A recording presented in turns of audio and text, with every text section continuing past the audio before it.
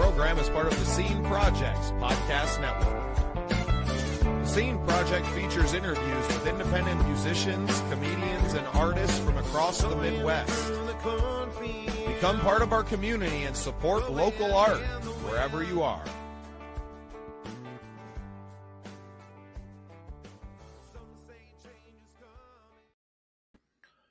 Welcome into another exciting episode of The Scene. I am your host, Bubba Starts, and with me today is the coconut guy, Dustin Ryan. Welcome to the show, Dustin. Thanks for having me, Bubba. Appreciate it. Yeah, absolutely. My pleasure, man. I'm intrigued already. I don't know much about you, but we're going to get into it. Love to give you the floor off the top of the show here and just give us a little bit of your backstory. Sure. So I own a little restaurant, but about 9 years ago, I started shucking coconuts for one of many pop-up restaurants that we were also simultaneously running along with our restaurant, and kind of just took off. And now I'm a professional full-time coconut shucker. That's how I make a living, and it's been a wild ride. I would say so. The path less traveled for sure. Definitely. So where was the restaurant located? So it'll be open for a little bit longer now, but at Davis, California. And so we have it's a little Hawaiian poke restaurant that we've had open for about 9 going on 10 years, just about to close it up, but we've had that there in Davis for quite some time. Right. So obviously the restaurant kind of lended itself to a tropical theme and having that. And when did you first shuck a coconut? So that would have been about 9 years ago. One of the farmers markets that we had a pop-up restaurant in, the market manager suggested that we try coconuts. And I'd been trying at the time. We're broken up now, but at the time, my wife was not super keen on me having a machete in the house, despite, multiple efforts to bring one in. I didn't really have a good excuse as to why I needed one. And so the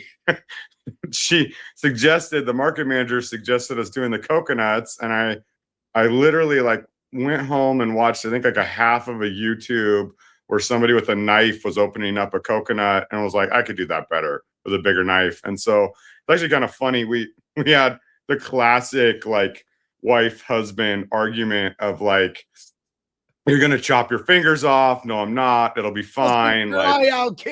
Yeah. You're not certified for this. Oh, I got this, babe. I saw half of YouTube. This is gonna go swimmingly.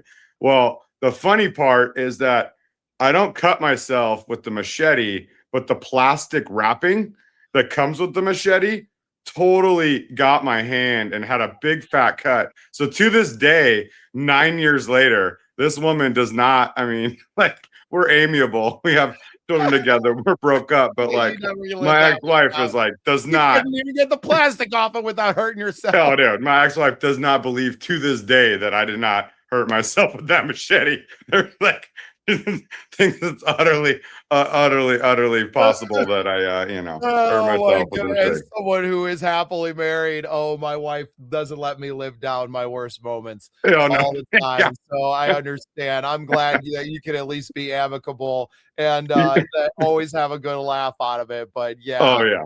Oh, that's great. That's great. So yeah, just kind of started doing it, right? I can do it better. The typical man thing, right? Look at this idiot. If that guy can do it, I can do it. If they can do it with a little knife, why not make it a larger knife with less experience and then start vending? So it was pretty wild. It was from day one, I knew I had a hit.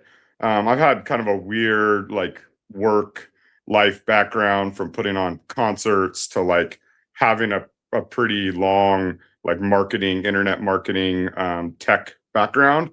And so but one of my many jobs was I did trade shows all over the U.S. for woodworking.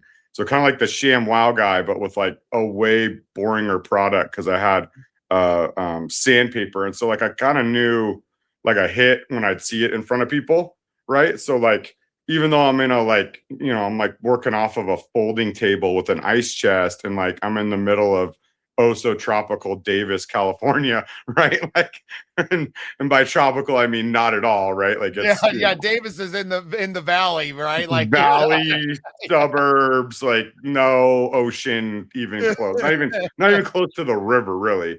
And right. so When you said Davis first, I was like, this doesn't make any sense. And you said Hawaiian restaurant. I was like, okay, it matches a little bit better. A little bit more sense, but still, it didn't really make a whole lot of sense. But people would come back, surprisingly. Yeah, right. And people would come back, and like kids would beg their parents to come back. Like I remember one of the early markets, I forgot the umbrellas, and like I felt like I was like stepping on like three-legged puppies or something. Like these kids were like so disappointed that we didn't have the umbrella, and like we didn't, like they just really got into the whole thing. And so about less than a year into it, I asked one of my friends who owns a bar, because people have been joking like, oh, where's the rum? And like it's a joke, but like it's not a joke when you've heard it like 90 times, right? Like people like, want, guys, seriously, this would be a lot better with some rum in it. 100%. And so asked for a chance to do it. My friend was really kind and let me just like post up, and I sort of like started bartending with it. I mean, don't tell anybody, but I had zero experience bartending back then. So I was just like totally faking it. But I kind of developed a way to bartend, and actually ended up being really good at it. Like it was kind of crazy. I was always good at making sauces and stuff for the restaurant. I hadn't really bartended a whole lot. But for some reason, making up recipes and stuff was like pretty easy for me. And so about, a year into doing this, I'm getting booked 3 different times a weekend by Malibu Rum and other spirits companies to do guest bartending. So I'm like looking at my face on flyers, and like people are following me on Instagram, and I'm like, what the heck happened? Like, I don't understand how I ended up in this like real fake job, and like that was kind of the nucleus for it. Fast forward now, and it's a lot more sophisticated operation. It's still a lot of the same things, but I go on tour for 4 to 6 months out of the year, like to different like large scale events, fairs, festivals all over the country, and it's wild. It's totally different. Incredible. Yeah. Well, we're starting to tour with the podcast, and because we're around music, we're doing songwriter showcases. We actually got a 2-week tour coming up in March. Cool. And my brain is humming. I'm like, dude, we got to get this guy on the tour bus. Yeah, I would love to. How do we make this work? We don't even run our own bar. We don't have a liquor license in any of these places. I'm friends with some people. Shout out to El Bandito, Yankee Tequila. I figured out how are we working this in? Let's do it. Let's do it. Man, just incredible. I love how you're still very, I mean, how do you not be when you kind of fall ass backwards into something like this, to not be so appreciative, right? To be very humble about where you're at. Like, look, I didn't really do it. I learned how to not chop my finger off with the damn machete, right? Like, it was nothing too incredible. And not to take anything away from what you're doing, I'm sure you become quite a showman with it, knowing that, that's what people are coming for, right? Like they're coming for the whole experience. 100%. But it just, I mean, the real fake job, right? I mean, I kind of feel like that's what I have now, right? I'm a podcaster and out here, and I was a songwriter and a musician, and like it was like a lot of hard work to perform for 4 hours. And a few months ago, I got the opportunity to work for the Josie Music Awards. Shout out to the Josies. But it was at the Grand Ole Opry House, and I got to interview 150 artists in front of the Grand Ole. I'd never even been to Nashville. Right? Yeah, I'm working the red carpet, and I'm just my little tiny camera set up, and me in front of a banner exactly like that one, right? Just hanging up and just having conversations. Hey, I'm Bubba. Who are you? What do you do? Well, like, what are you nominated for? Awesome. That's so great. Cool. Next. And I do for 4 hours. And we just had a neural coach on with us right before you jumped in, and we were talking about the flow state. And how people, that are used to doing that, I played sports before, and never to like a high level, but have always played music. Since I was 13, I've been playing music. So like understanding, that flow state is what I chased. It wasn't necessarily like, fame or any of that. It was like that feeling of doing all the things at once and coming out on the other side of it. And regardless of what the outcome was, like I was addicted to that flow. And then Yeah. finding that podcasting is that flow for me now. It's something that I can do 4 or 5 hours straight, and I can continue it for the rest of my life. Right? I'm just talking. I say it all the time on the show, man. That's like, if you would have told anyone in my family or growing up that Bubba Starts was going to find a way to make a living running his mouth, they would have believed you, right? They would have been like, oh yeah, that makes perfect sense, right? So it's really, I feel like you do, where I'm like, man, how did I end up here? And how do I just like keep myself here for as long as possible and to just keep doing it? 100%. Yeah, it's long hours and it is hard. And I didn't really realize that was the like term for it, but I think the flow state is what I'm like addicted to, what makes it fun for me. 100%.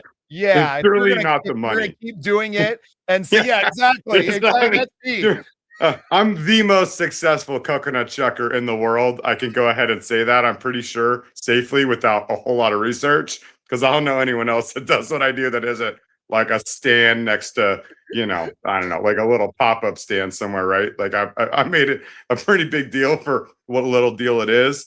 And like the money's not that good, right? But no, you're like, what I is could good probably is go I back to love the line job. cooking and make more money. But Oh, dude, there's so many things I could do that would make more money. Like I do pretty good for what it is, and it's fun, and it has some potential with products, and I got to monetize a following on Instagram, blah blah blah. But like, it's really the job itself in that flow state is what I enjoy. I mean, there's like I have ADD, and like like monotonous tasks are not your friend when you have ADD. But like I can do this monotonous like shucking a coconut like all day and like totally in love with it. Totally enjoy it. Because one mistake in that and you're missing a digit, right? Right. Like, so it takes all of that focus. And Yeah. Exactly. It's really cool that I had that conversation with Brandon Day right before you, because it perfectly exemplifies what each of us are in. Right. And I don't make any money podcasting. I think that our time is coming as we've grown this network, but I pretty much forewent, I was making 50 grand a year at the welding job I was at, which for South Dakota with our cost of living is great damn money. good money. Yeah, man. I don't fucking Really killing good it. money. Right. And I've essentially left, 6 figures on the table by saying, no, I'm going to quit my job and just like chase whatever this thing is. Like, I'm being called and pulled in this direction. I'm just going to go follow that. And I have to imagine that, for you, you're one ambassador deal away, right? From making and it actually making some serious money. It's learning how to leverage that. You really need a really good manager. We're going to talk off camera a little bit, see if we can't make some things happen for you, Dustin, because because there's no competition, right? It's not like it's not like artist or like musicianship where there's millions of us now, right? Independent. It's probably part of the reason that I was like, I don't have the stomach to be another independent musician out here. But you know what? There's not a lot of people that would like to talk to those independent musicians and people and to support them in their smart.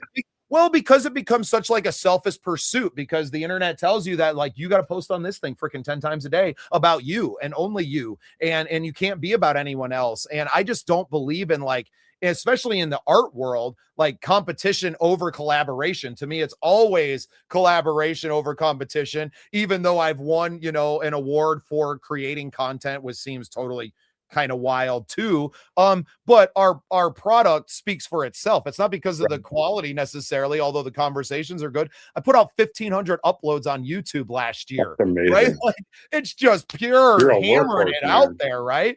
And granted, most of it's short form content, right? But I still had over 400 episodes, right? And I already have like 100 scheduled for next year for 2026 already in the can and out there, right? So it's an addiction to this. It's an addiction to like this moment of hanging out with Dustin, talking about his crazy lifestyle that he gets to live because he decided he was going to get a machete one day and start shucking coconuts, right? Like it's that flow state and being just an absolute junkie for it. Oh yeah, big time. It's fun. I mean, I love you get to meet new people. I assume that's part of the appeal of your job too. This business job that a job you've built for yourself with this business that you have, like I get to go, like I've always been kind of like a gypsy heart, if that makes sense. And so for me, like leaving where I live, and even though I miss my kids, like being gone for 4 to 6 months, like meeting new people is like it's addicting, right? I get to go have friends, and it's gotten cool now that I've done the like more hardcore touring part instead of just like in state, like going out of state and doing it in a bigger way. The last 3 years, like I have one anchor stop because I'm still building my route. It's like a lot like musicians, right? Like you try and build your tour route. And unfortunately for me, there's not like tour management companies. I mean, I am talking to one right now, but like I don't know that I hope I fit, right? Like I don't know if I fit or not with that, with their model, just because they're so used to doing musicians, right? And so they have like a set way that they could do it, and they work with a lot of the same maybe places that I would work, but because I'm retailtainment, it's like a little different. But like one of the anchor stops in Boise, Idaho, like it's so cool. I've made these friends, and like they throw me like a welcome home party, right? And like you know, if you've been on the road, like it's hard because there's only so many bars and there's only so much, you know, like stuff, but it gets lonely. Like the part that isn't glamorous that people don't talk about when you're on tour is that you can end up watching Netflix in your hotel room every single night without any friends, or like at the bar every single night, if that's like your thing, which it's not really my thing, but you know what I mean? Like that's where you end up if you don't make an effort. So one of the things I started doing about my second year, of doing this was I sort of forced myself to go out and try to make some friends when I first come to a new town, because I'll be there for a couple weeks or whatever, usually at least 10 days to like 14 days, maybe longer. And so kind of forcing myself to go out. And it's crazy because like I'll talk to sometimes 1,000 people in a day, right? Like if I do a 15, 16-hour shift, which isn't like unheard of for me, like Shucking coconuts, like I will talk to that many customers, like for sure, like 500 to 1,000 people, like no problem in a day. And that's easy. But me sitting in a bar having to go talk to a stranger is like terrifying. Right. Like, Yeah. It's oh funny my how God, I it gotta gets go. scarier when you take the machete out of your hand to talk to people, huh? Yeah. Yeah. So if I don't have my props, if they're not coming up to my like VW surf bus, you know, like concessions trailer, if I'm not in my little element, like now I've got to go be real bold, and I got to go be real brave and go talk to some stranger, or else I'm not going to have any friends when I'm there. Right. And so like, it's not about like, you know, like meeting new people romantically. It's like, it's about like just making some friends so that a stay is like normal. And so like, it's those little moments, like the barbecues and stuff that are like really cool, because you've like kind of bridged the gap of like, hey, like I'm really like a part of this community that I'm visiting. I'm not just like a stranger in the night, you know what I mean? Like I Yeah. actually have friends, and that part I think is Yeah. really What cool. you need to do is you need to make a podcast out on the road and Oh, I make it should. that, right? Because because it kind of gives you that excuse to talk to people, right? And Right. you're able to like it becomes a part of your prop. And I know this because man, we've gotten free food on the road. We've gotten all kinds of things. Cause I'm like, hey, I'm Bubba Starts, content creator of the year. We're featuring local restaurants on our tour, and boom. Right. And now That's a good you might idea. get a discounted meal, and you made friends with the, with the establishment. And it's a great introduction. It allows you to give, right? Instead Yeah. of coming in and asking for something, you're giving. Hey, I want to feature you on my platform. And I imagine Right. that you probably have a decent amount of followers from being out on the road and building that up and, A little bit. doing those things that yeah, you're helping others, and you could do that everywhere you go. So yeah, we're going to start you a podcast, and we're taking you on tour with us. Oh, let's do it. Whereas so my friends always go up to Tree Fort Fest in Boise. My friends, the Free Creatures. Oh, I've never been to that. I haven't heard that. I mean, it's funny. It's like one of the hard things about building a tour is there's all these amazing events, but by the time they show up on an event calendar somewhere, like it's already too late to get in as a vendor sometimes, right? Or like to get in Right. there. So you almost have to hear about it from people that know that, hey, this is a good event. And then you got to like look it up earlier in the year and stuff. So I'll have to look that up. You said Tree Fork? Tree Fort, Fort. F-O-R-T. Oh, Yeah, okay. Tree Fort Fest. I do believe it was what it was called. And I'll yeah, look it that all up. takes place at like a 3-story bar right there, if I remember right. Yeah, pretty That's cool cool. spot. Yeah, man. Well, Boise, I think's got some things popping right now. So It's I very kind of busy. fortunate you It's did that. crazy too. It's like Californians like have settled there in droves to the point where there might be a little bit of resentment. I mean, they don't resent me I because lived I'm in like, Bend, Oregon, I'm man. just visiting. I know about that, right? I lived in Bend like 06 through Oh my. 08. And yeah, right at the housing crash, right? I think I moved in 09. I moved away, but seeing like entire empty neighborhoods because people were taking out third and fourth mortgages to buy a house in Bend, and just this beautiful area. And I was friends with all the locals. I hung out kind of like downtown. We used to have the Bend Distillery was right down in the circle, and I was just a little park rat, man. That was a long, long time ago, decades ago, Dustin. A different life, man. I feel that. I feel that. So who have been some of your like most favorite guests? Like I'm sure there's so many, but like a couple standout fun guests that you Yeah, would have I mean, never million. I got to interview, like my first few months of podcasting, I got to interview Bill Payne, who's the founding member of Little Feat. Oh, that's cool. So, and I mean, he's played with everybody. He's recorded with Jackson Brown and Bob Seger, and did a record with Barbara Streisand that he didn't remember doing, right? He was just a session guy. And that was really cool off the bat. Got to interview the drummer from Judas Priest. That was fairly early on as well. That was pretty cool. But I interview a lot of my friends and other independent artists, you know, and for me, like the biggest fanboy moment that I've had with a guest was someone that was actually on another podcast that I followed like 7-8 years ago.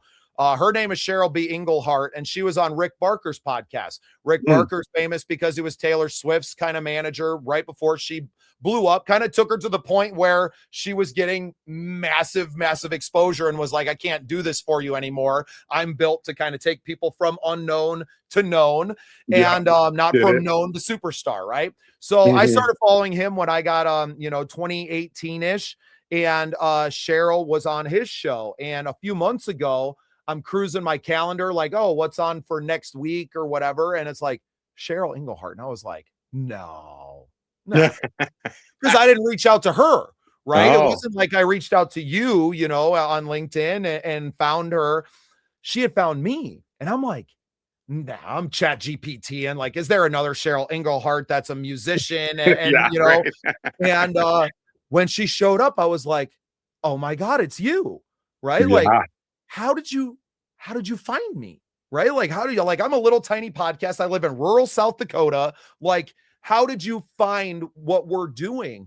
She's like, oh, I don't know. I think my publicist or somebody like said this would be a good one for me to come on. I got a Grammy nomination. I'm trying to go out and pump that up a little bit. And I'm just like, this is wild. This is wild. So cool. But it shows the work that we had done and being out there. Like, yeah, when you Chat GPT, Bubba Starts, or the Scene Projects, I have a pretty substantial online footprint that, shows up that you're like, oh yeah, I want to be a part of that, right? Supports independent musicians and building communities and the uploads and the views that we're getting, the attention. It matters now. And that was the first kind of indicator to me that like, oh, this thing's it's about to blow up. Right. It's about to really start taking off in that realm. And now I'm a part of a bunch of different, not just on LinkedIn and Facebook, I network on a lot as well. But now I'm on a bunch of different PR websites like Quoted and Source of Sources and different places where like real media people, I guess I would call them, the New York Times writers and all of these kind of people are hanging out at that. I'm realizing that I'm a really interesting get as a guest as well because of this experience and because of what we've built. And this tour is going to be bananas, man. I mean, 10 US major markets. We're hitting Austin for South by, because I have that planning. I have that forethought of going, where do I want to be? And if I get to be my own boss and create my own reality, then let's make this as badass as it can be. And let's put cameras on everything. Let's capture it all, the entire experience. And then we'll figure out kind of what it is on the back. Right. So we're going to go out. We got 3 artists that are traveling with us. We're going to hit Detroit, Dallas, Austin, Houston, New Orleans, Atlanta, Nashville, Knoxville, like hitting all of these cool music cities in the South. It's spring break kind of timing, right? Like, and that's where I built the tour was like, man, I want to get down South during spring break. South by is the first, second week of March. let's just go out there. Let's do it. And last year, I'd done it in my Suburban. I traveled over 50,000 miles, just getting in the vehicle, sleeping in rest areas and staying on the road. So in my mind, I'm like, well, I've already proven that I can do it. Can we do it at that next level? Tour bus it Can we up. raise the money? Can we get the sponsorships? Can we get a tour bus? Yesterday was a pretty cool day. We had we're not getting it for free like I was hoping, but sponsorships cover it, then it's free anyway. But oh, well, here's your quote, right? Here's a 12 passenger, 12 sleeper tour bus. So-and-so traveled in it last year. Yeah, she shot a documentary in this one and stuff too. So the bus kind of has a little history, and it's wild, right? Very much like you, where I'm like, how is this happening? But I wake up every day and I work towards that end. And I'm like, I'm not like, failure is not I don't even think about like, well, what if it doesn't happen? No, what do you mean? What if it does? It's happening. Like, right. It's happening one way or another. This shit's going down. And that's just, I get to be here for the ride. So looking forward to just going out and capturing all this content. And then, if it becomes documentaries or feature length films, regardless, it's a ton of great podcast content, right? At the very least, we're on Roku and Apple, and we have a couple different networks that we put our stuff out on there. So like all of the distribution points, everything's greased up, right? It's just a matter of like the last shoe to drop is the money. We're waiting for somebody to come be like, yeah, we want a piece of that. Here's a fat check for, $100K and cool. All right. Well, we're going on the road, and still at the end of that, I'll get $100,000 check and I'll still have no money because I've already spent it all. Yeah. Oh, dude, I feel you on that one. It's expensive. I've gotten it down now that like I'm probably obnoxious to travel with because like I have it all timed, right? It's all optimized to like save gas money. I've got to like stop at the same time, eat, get gas, middle of the whatever 8-hour drive with the trailer. Like the number of times I've pop tires and keep like a spare, whatever. Like it's wild once you get used to that road life. Yeah, man. Cheap and I've had way too many gas station meals. I'll tell you what. Too early. You would have made a killing falling around the dead in the 80s. Right. Oh, I know. Yeah, I should have. Look, day late, dollar short. Story of my life, right there. Yeah. Well, you know what? We're gonna find a way to drag you out on our tour and to make all that happen. But until that does, where can people find you and book you for their events and bring you to their communities? So I have two different ways. The primary kind of lead source following I do have a website, but the main way people get in touch with me is usually my Instagram. So Real Coconut Guy. So REAL Coconut Guy. I've got a little following there on Instagram. And then it's a great way to kind of have the most up-to-date content. I'll post about this on there, of course, to my followers. And then coconutguyevents.com also works to get a hold of me and to fill out a booking request for that. Yeah. Awesome stuff, man. Well, this was a great conversation. I appreciate you taking some time for me. And I really hope that we can make a conjoined tour happen. If not this year, in the near future, because I'm very interested. I love this. I love working with not just musicians, but to me, all creators. We're all kind of in the same boat right now. We've all become 100%. Influencers or whatever the hell that society wants to call us, but we all kind of have that same goal. Like, can we just keep doing what we're doing and not have to get real jobs? Yeah, 100%. I don't think it could last in a I definitely couldn't go back to the factory at this point, man. Like, no. I've seen too much of the good life. I can't go back. Well, Dustin, the Coconut Guy, thanks for being on the show today, and thanks for being part of the scene. My pleasure, man. Really appreciate you.